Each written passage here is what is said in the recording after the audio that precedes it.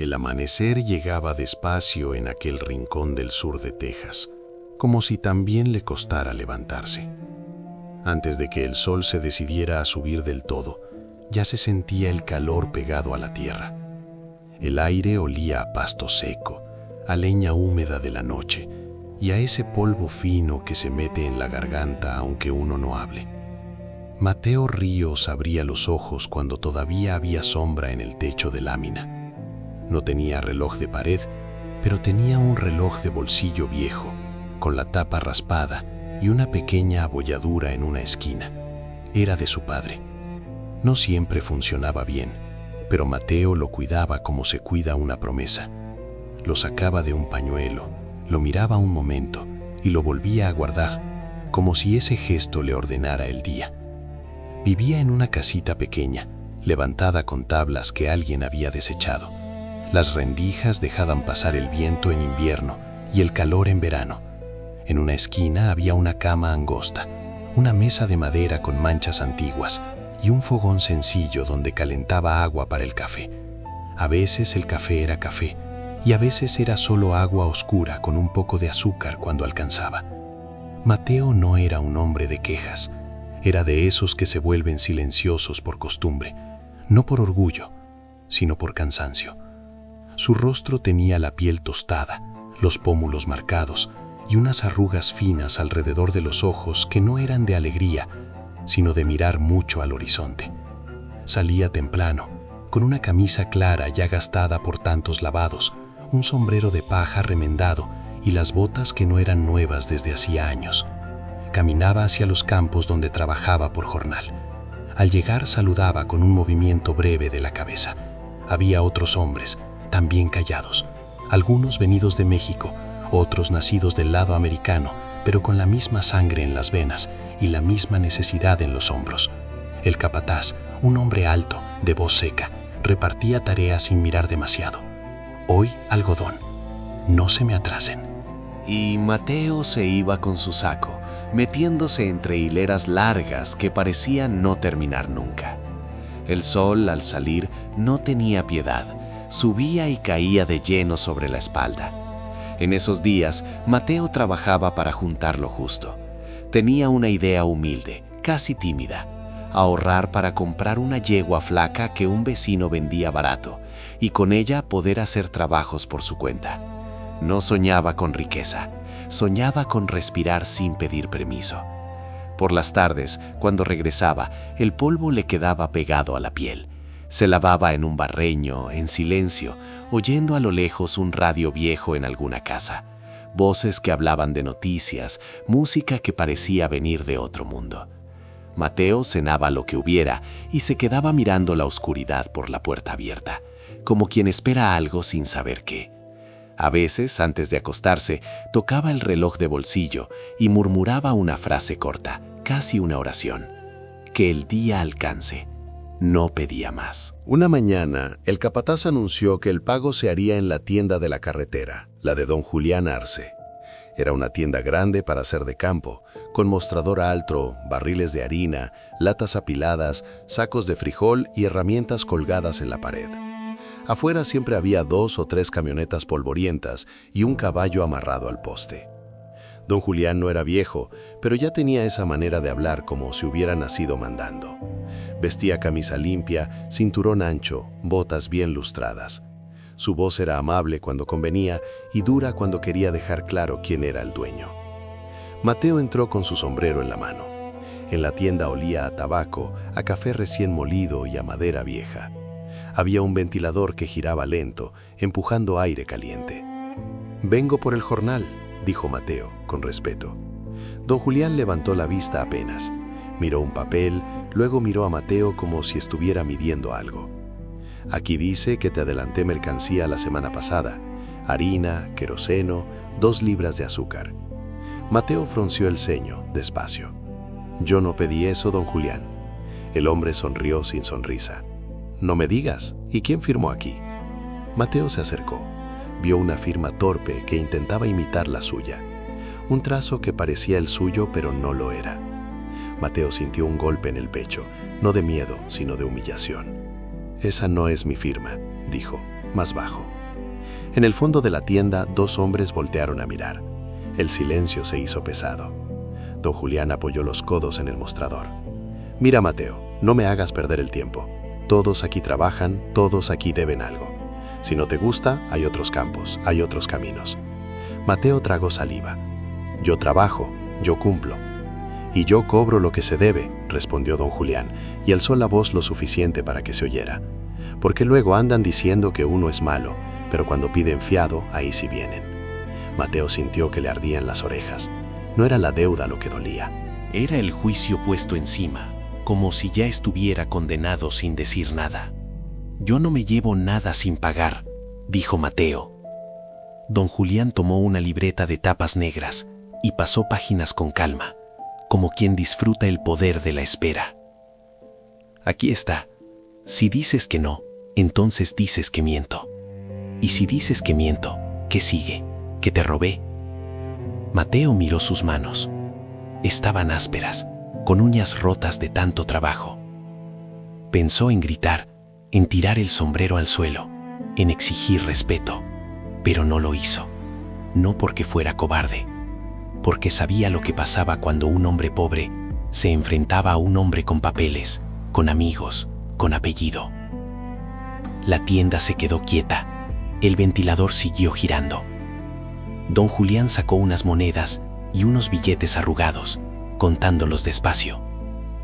«Te toca esto, y da gracias. La próxima vez cuida tu firma». Mateo extendió la mano. Recibió menos de lo que había ganado, menos de lo que había sudado, menos de lo que esperaba para esa yegua flaca que quería comprar. Le pesó el dinero como si fuera piedra. Al salir, el sol lo golpeó en la cara. En el camino, sintió ganas de llorar, pero no lloró. Solo caminó, y el polvo se levantó detrás de sus botas, como si también lo siguiera la vergüenza. Esa tarde, en su mesa de madera, puso el dinero contado y volvió a sacar el reloj de bolsillo. El segundero, cuando quería, seguía avanzando. Mateo lo miró un momento largo y dijo, casi sin voz: «Yo sé lo que hice y lo que no hice». Antes de seguir, déjame decirte algo, bajito, como se dicen las verdades cuando duelen. Hay injusticias que no hacen ruido, pero se quedan adentro, como espina. Si alguna vez te pagaron menos, si alguna vez te señalaron sin prueba, cuéntalo aquí abajo, no para pelear, sino para soltar el peso y sentir que no estás solo. Y si esta historia te está tocando, quédate cerca, suscríbete de forma sencilla, como quien se sienta a escuchar junto al fuego. Porque lo que viene ahora es donde el silencio empieza a mostrar su fuerza. Los días siguientes no fueron distintos por fuera. El sol siguió saliendo, los campos siguieron esperando manos, y el capataz siguió dando órdenes como si los hombres fueran parte de la herramienta. Pero por dentro, Mateo caminaba con una piedra nueva en el pecho. El trabajo se volvió más pesado, no porque el algodón pesara más, sino porque la mente no descansa cuando siente que la han pisado. En la mañana, mientras amarraba el saco a la cintura, Mateo pensaba en esa firma falsa. En la tarde, mientras se secaba el sudor con el antebrazo, se preguntaba quién habría escrito su nombre. En el campo, el aire vibraba por el calor. Había momentos en que el viento traía olor a río, y entonces parecía que el cuerpo respiraba un poco mejor, pero al rato volvía el polvo y todo quedaba igual. Mateo se acostumbró a comer con calma, aunque hubiera poco. Una tortilla, un poco de frijol, a veces un pedazo de queso si alcanzaba. No tenía esposa que le preparara comida, ni hijos que corrieran por el patio. Había tenido familia, sí, pero la vida se la había ido quitando a su manera. Una enfermedad, un accidente y luego el silencio. Eso lo había vuelto más cuidadoso con el corazón, como quien guarda una vela encendida en una casa con viento. En las noches, la lámpara de queroseno alumbraba poco. Mateo se sentaba en la mesa, sacaba su reloj de bolsillo y lo abría. A veces el segundero caminaba firme, a veces se detenía como si se cansara también. Una noche, mientras lo miraba, escuchó un ruido afuera, un relincho suave, como de animal cansado. Se asomó y vio al burro del vecino, un burro viejo llamado Lucero, que se había soltado y andaba husmeando cerca de su puerta. Mateo salió despacio, le habló con voz baja y le dio un poco de agua. «Tranquilo, Lucero», dijo, «aquí nadie te corre». El animal movió las orejas. Mateo sintió algo extraño, una compañía silenciosa. No era gran cosa, pero en la vida de un hombre solo, esas cosas pequeñas pesan más de lo que uno admite. Al día siguiente, devolvió a Lucero a su dueño, doña Tomasa, una mujer morena de manos firmes que vivía en una casita al otro lado del camino. Ella lo miró como se mira a alguien que no habla mucho, pero dice la verdad con los actos. «Gracias, Mateo», le dijo. «La gente cree que por ser animal no se siente perdido». Mateo bajó la cabeza. «Uno también se pierde», respondió. Doña Tomasa no preguntó más, solo le ofreció un pan. Mateo lo recibió como se recibe un regalo raro, con gratitud y con vergüenza. Pasaron días. El pago siguiente volvió a ser en la tienda. Mateo entró con el sombrero en la mano y el pecho apretado. Don Julián le dio el dinero sin mencionar la deuda. Pero antes de que Mateo saliera, el hombre dijo, como al descuido, «Y te conviene llevarte bien conmigo. Aquí todo se sabe». Mateo sintió el veneno de esas palabras. No era consejo, era amenaza. Siguió trabajando. Siguió caminando sin levantar polvo de más. Siguió siendo correcto aunque no le devolvieran justicia. Y en medio de esa rutina dura, algo creció dentro de él. Lento. Una resistencia que no era orgullo, sino decisión. Una tarde, el capataz pidió que Mateo se quedara a guardar unas herramientas en un coberticio detrás de la tienda. Había llaves inglesas, sogas, piezas de arado. Mateo acomodó todo con cuidado. Y mientras movía un saco de alimento, vio algo que no debía estar ahí. Una pequeña bolsa de cuero, escondida detrás de unas cajas. No era suya. Eso lo supo de inmediato. La tomó con cuidado. Pesaba. Al abrirla, vio billetes doblados y una libreta pequeña, con números escritos a lápiz. Su corazón golpeó fuerte, no por ambición, sino por miedo. En un lugar así, encontrar dinero ajeno era como encontrar una culpa sin nombre. Mateo cerró la bolsa, la guardó un momento en su camisa y se quedó quieto, escuchando si alguien venía. Afuera, el viento movía las ramas del mezquite. Adentro, el silencio era como una pared. Sacó su reloj de bolsillo, lo miró. El segundero caminaba. «Tiempo», murmuró Mateo. «Tú lo ves». Esa noche, Mateo no durmió bien. La bolsa de cuero parecía quemarle el pensamiento.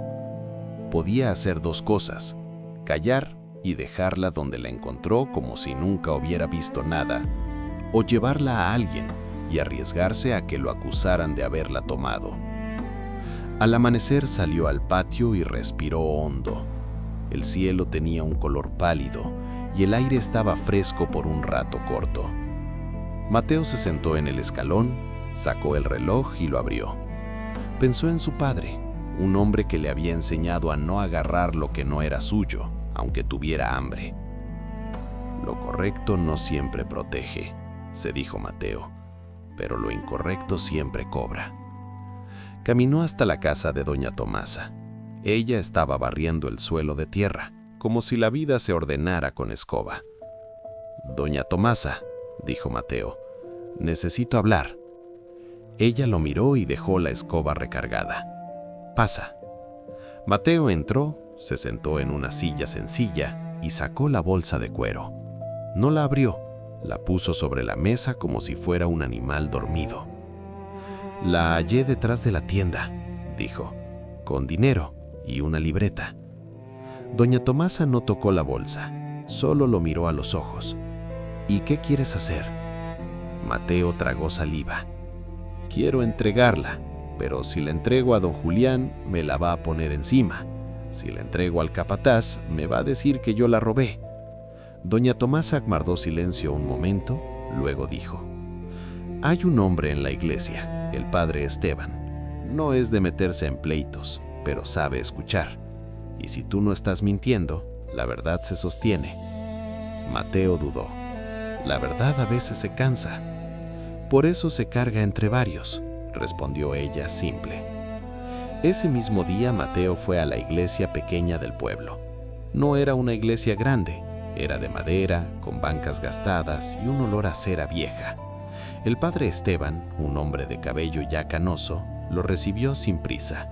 Mateo habló como habla quien no está acostumbrado a contar su dolor, con frases cortas, con pausas largas. Sacó la bolsa y la libreta. El padre la abrió con cuidado, contó por encima y vio los números. «Esto no es poco», dijo el padre sin dramatismo.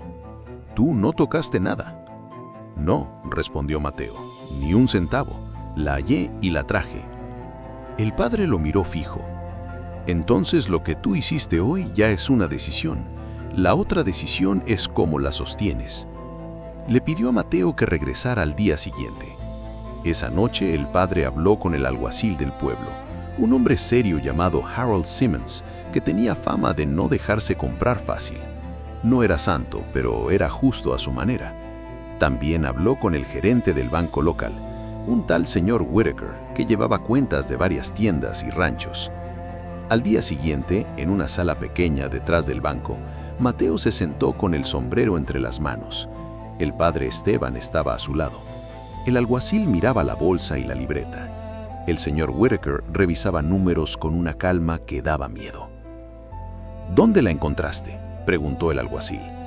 «En el cobertizo, detrás de la tienda», respondió Mateo. «¿Quién te mandó ahí?» «El capataz, a guardar herramientas». El señor Whitaker pasó una hoja. «Estos números parecen registros de pagos que no cuadran con lo que se reporta». Mateo sintió la garganta seca. No quería destruir a nadie, solo quería que no lo destruyeran a él. El padre Esteban apoyó una mano en su hombro. No dijo mucho, solo eso, compañía. No pasó como en los cuentos donde todo se arregla en un día. La verdad, cuando llega, llega caminando lento. Primero, el alguacil pidió ver los libros de la tienda. Don Julián se molestó. Se le notaba en la manera de apretar la mandíbula. Dijo que era un abuso, que era una falta de respeto, que él siempre había ayudado a la gente del campo. «Yo doy fiado cuando nadie da», decía con voz alta, para que todos escucharan. Pero el señor Whitaker no se dejaba llevar por palabras. Revisaba números, comparaba fechas, miraba recibos viejos. Y ahí, entre hojas manchadas y tinta corrida, empezó a aparecer una sombra. Pagos descontados 2 veces, firmas repetidas, cuentas infladas. Una tarde, llamaron a Mateo al banco. Él llegó con el sombrero en la mano y esa misma sensación de estar entrando a un lugar donde uno no manda. El señor Whitaker lo miró con menos frialdad que antes. «Mateo», dijo, «¿usted firmó alguna vez estos papeles?» Mateo miró. Eran recibos de mercancía. Reconoció su nombre escrito parecido, pero no igual. Señaló con el dedo una línea. «Esa firma no es mía». El señor Whitaker asintió, despacio. «No es la única». El alguacil estaba ahí, apoyado en la pared. Don Julián no trabajaba solo, dijo, sin meter miedo, solo diciendo la verdad. Pero su mano está en muchas cosas. Cuando don Julián supo que el asunto iba en serio, intentó arreglarlo como arreglaba todo, con presión. Mandó llamar a Mateo a la tienda. Mateo fue, no por obediencia, sino porque ya no quería correr. Don Julián lo esperaba detrás del mostrador. Tenía los ojos duros. «Así que tú andas llevando cosas al banco», dijo sin saludar. Mateo respiró hondo. «Yo llevé lo que encontré. No era mío». Don Julián soltó una risa corta, sin alegría. «Mira qué hombre tan correcto. ¿Y quién te creyó? ¿El cura? ¿El gringo del banco?» Mateo no respondió de inmediato. Miró el suelo de madera, las latas, el ventilador. Todo parecía igual, pero ya no era igual. «Yo no quiero su caída», dijo Mateo al fin. «Yo quiero mi nombre limpio». Don Julián se acercó un poco. Bajó la voz, como quien da una última oferta. «Te pago lo que te debo. te doy un poco más. Y tú dices que te confundiste, que esa bolsa no estaba donde dijiste, que a lo mejor tú no recuerdas bien. Mateo sintió el impulso de aceptar, no por ambición, sino por cansancio, porque el cansancio también compra. Pero entonces, dentro del bolsillo, tocó el reloj, sintió el metal frío y recordó algo sencillo, que uno puede vivir con poco, pero no vive en paz cuando vende la verdad. No, dijo Mateo. Una sola palabra. Don Julián lo miró como si no lo conociera. ¿No? No, repitió Mateo, y esta vez su voz salió firme. Porque si yo miento hoy, mañana me van a pisar otra vez. Y ya estoy cansado de vivir agachado. Don Julián apretó los labios. No gritó. No hizo escándalo. Solo lo miró con una mezcla de rabia y miedo. Porque el poder, cuando siente que se le acaba, se vuelve vulnerable. En las semanas siguientes, el banco congeló cuentas. Hubo reuniones, hubo papeles. La tienda siguió abierta un tiempo, pero ya no era la misma. La gente empezó a hablar, no con chisme, sino con una especie de alivio triste. Con razón nos quedábamos cortos. Mateo siguió trabajando. Nadie le regaló nada. Nadie lo celebró como héroe. Pero en el campo, algunos hombres empezaron a saludarlo distinto, con más respeto, y el capataz, sin decirlo, dejó de mirarlo como se mira a un hombre descartable. Un día, el señor Whittaker lo llamó al banco otra vez. Le entregó un sobre. «Esto es un ajuste de pagos», dijo. «Se comprobó que a usted le descontaron indebidamente varias veces. No es riqueza, pero es lo suyo». Mateo abrió el sobre. Vio dinero, dinero ganado, dinero reconocido. Le temblaron las manos. «Gracias», dijo, y no supo decir más. El señor Whittaker lo miró con seriedad. «Usted hizo lo correcto cuando nadie lo estaba mirando.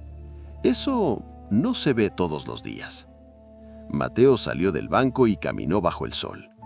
El polvo seguía igual, el calor seguía igual, pero por dentro algo se acomodaba. No era alegría completa, era justicia tranquila. Con ese ajuste y con meses de trabajo sin descuentos injustos, Mateo logró lo que parecía pequeño, pero para él era grande. Compró la yegua flaca del vecino. No era bonita, no era rápida, pero era suya. Y con ella empezó a hacer trabajos por su cuenta, arreglar cercas, cargar leña, transportar sacos para quienes no tenían cómo. No dejó el campo de un día para otro. La vida no cambia por milagro, cambia por constancia. Mateo siguió levantándose temprano, siguió cuidando sus manos, siguió guardando el reloj de su padre en el pañuelo. Un domingo, después de misa, el padre Esteban lo alcanzó afuera. El viento movía despacio las hojas del mezquite. «Mateo», dijo, «¿cómo se siente?» Mateo miró el camino, la tierra, la sombra corta del mediodía. «Me siento derecho», respondió, como si la espalda recordara cómo es estar sin miedo. El padre sonrió leve. «Eso vale más que muchas cosas». A veces, al caer la tarde, doña Tomasa se sentaba cerca de su casa y compartían un café sencillo. No hablaran demasiado, no hacía falta. El burro Lucero a veces se acercaba y Mateo le rascaba el cuello. El animal cerraba los ojos como quien confía. En el pueblo, don Julián perdió fuerza. No cayó con gritos ni con tragedias. Cayó como caen los árboles huecos, por dentro primero. La gente dejó de fiarle. El banco apretó cuentas, y su voz ya no imponía lo mismo. Y lo más duro para él no fue el dinero, fue la mirada de los demás, esa mirada que decía, «Ya te vimos». Mateo nunca fue a presumir, nunca fue a humillar. Siguió su camino con esa dignidad silenciosa que no necesita aplausos. Y un día, en la noche, con la lámpara encendida y el viento rozando la lámina, Mateo abrió su reloj de bolsillo. El segundero avanzaba, constante, sin prisa. Entonces entendió algo que no se aprende en libros, sino en polvo y en hambre, que el tiempo no corre para castigar rápido, pero tampoco se queda quieto para siempre, que la injusticia puede gritar y mandar por un rato, pero la verdad tiene paciencia. Mateo cerró el reloj, lo guardó en el pañuelo y dijo en voz baja como quien deja una enseñanza para el aire: la dignidad no hace ruido, pero el tiempo la defiende.